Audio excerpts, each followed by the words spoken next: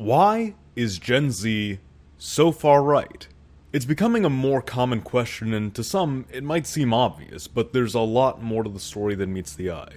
Take a walk with a young Gen Zer, or Zoomer if you will, along his political development. The world most Zoomers were brought into was one shaped by the presidencies of Barack Obama, George Bush, and the legacy of Bill Clinton. You're talking about a post-Cold War mindset in which we're told the United States is the supreme superpower, the hegemon of the world. We are the greatest state to exist.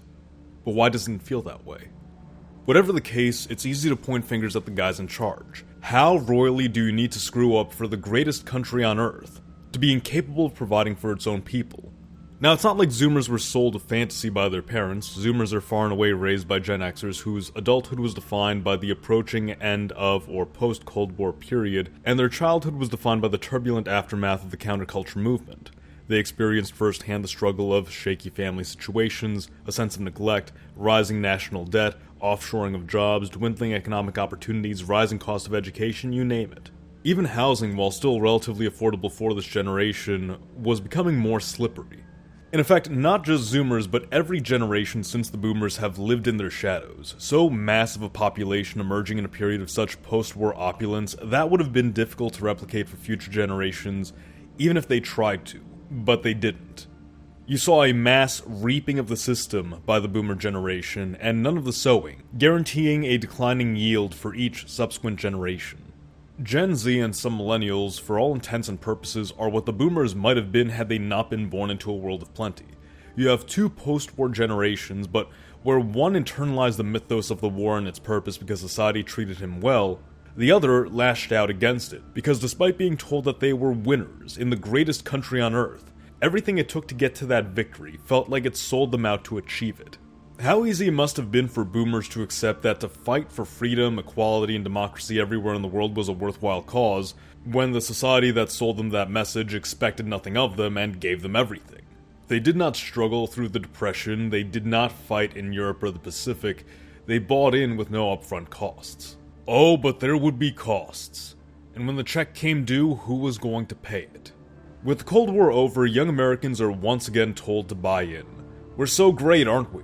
We destroyed the Soviet Union, and we rule the world. It's time to work toward global unity, freedom, and democracy across the planet. Participate in nation building. Give financial aid to the third world.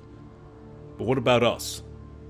The America that Gen Z was introduced to was one that was so preoccupied with the responsibilities and duties of empire, of global hegemony, that it neglected its own people in the process. It is that neglect that Gen Xers felt at home, brought up to the federal scale.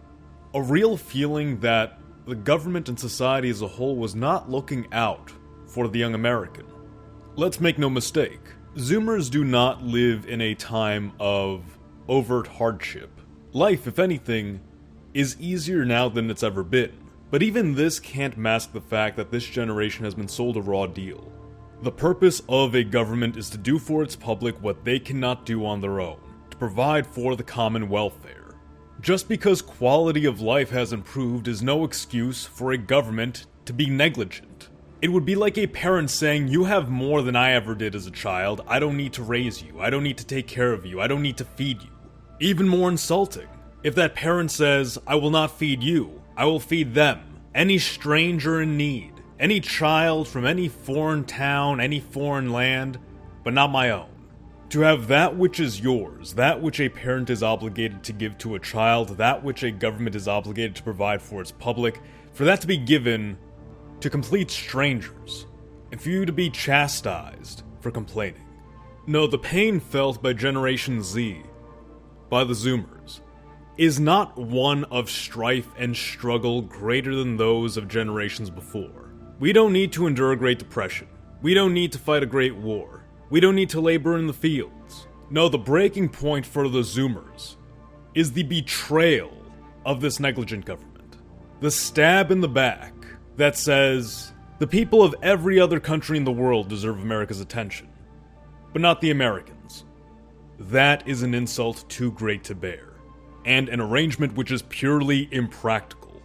Your elected representatives pay lip service to foreign countries and entities and agendas, All the while, that which is meant to be promised to you, American jobs, opportunities, homes, services, education, is itself boxed off, made inaccessible, handed out to those who see America not as their home, but as something to exploit. And year after year, the politicians and crusaders who say that they're fighting for you, who make lofty promises of reform and change and care for the American people, sit on their hands and continue the agenda of prioritizing foreign affairs. From the Democratic Party, you hear platitudes of supporting American labor, helping out the worker, providing for the American citizen. And then in the same breath, globalization, foreign aid, protecting democracy abroad. You go to the Republicans. You ask them for help, you ask them for change, you ask them to do something about the plight of the American people. Well, that sounds like socialism to me. What are you, some kind of communist? You want the government to help you out? For years and years and years you hear that from both sides. And it seems like there's no reform in sight. No solution to the problem. Times have changed. The nature of the world has changed, the nature of the United States has changed, and your demands as a human being, as an American, have changed.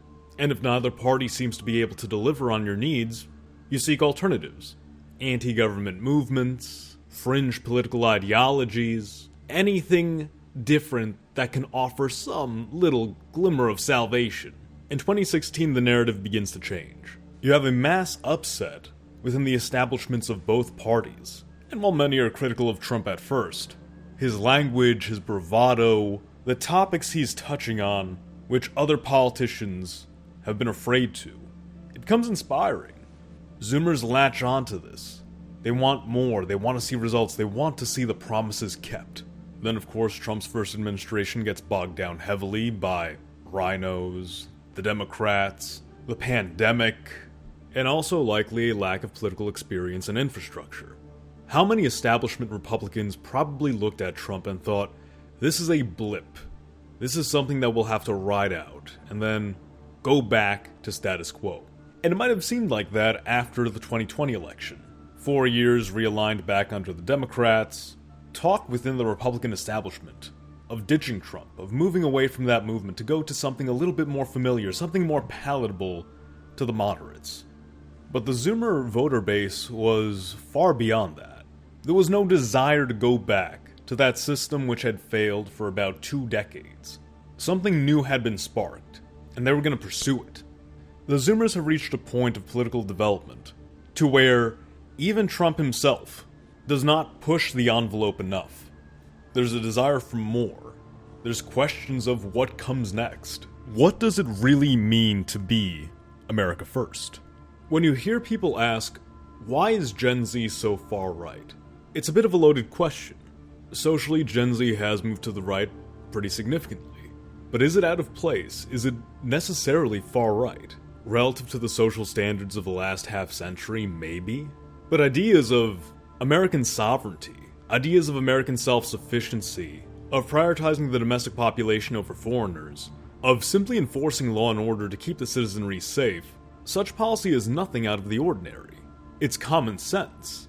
Perhaps the idealistic world shaped by the boomers had space for these lofty ideas of open borders, permissive law enforcement, this self-destructive altruism the United States seems to feel as a country. But these idealisms are clashing hard with reality, and Zoomers, this generation, is saying enough. No more. Back to basics. Back to common sense.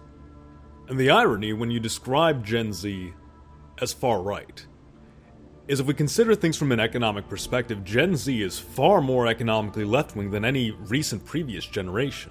Sure, Zoomers want law and order, they want secure borders, but they also want a government that stops sitting on its hands, that permits this laissez-faire attitude which allows corporations and foreign entities to exploit American citizens, American workers, American resources, to buy up our land, to buy up our housing, to ship our jobs overseas, to import more cheap foreign labor to replace us.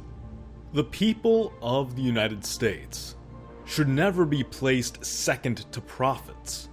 This very individualistic mindset that's been permitted to grow and fester for decades, which would sell out the whole of the country for the profit of one individual, that would allow the wealthy elite establishment to continue growing and consolidating their power while the remaining majority of America struggles. It's very apparent in the younger generations where the divide lies. It's less a divide and a difference of prioritization. Young right-wingers of this generation prioritize the social aspect of things, the border, law enforcement. The left of this generation prioritize the economic. But where they align and where they differ from those before them is they want a government which puts Americans first. A country and government which provides and cares for its citizenry. An activist state that fulfills the duties that we would expect from the greatest country on earth, that we would expect from a superpower, that we would expect from the United States of America. And Generation Z is tired of playing the games, of conforming to the norms of the generations from before, to their social niceties, to their political traditions and customs. Generation Z wants results. Generation Z wants change. Generation Z, by its definition, is radical. It is intolerant of the status quo and demands the simple fulfillment that is the promise of American life. Thank you all for watching. This has been Mr. Z. Like the video if you enjoyed it and subscribe for more. Mr. Z, out.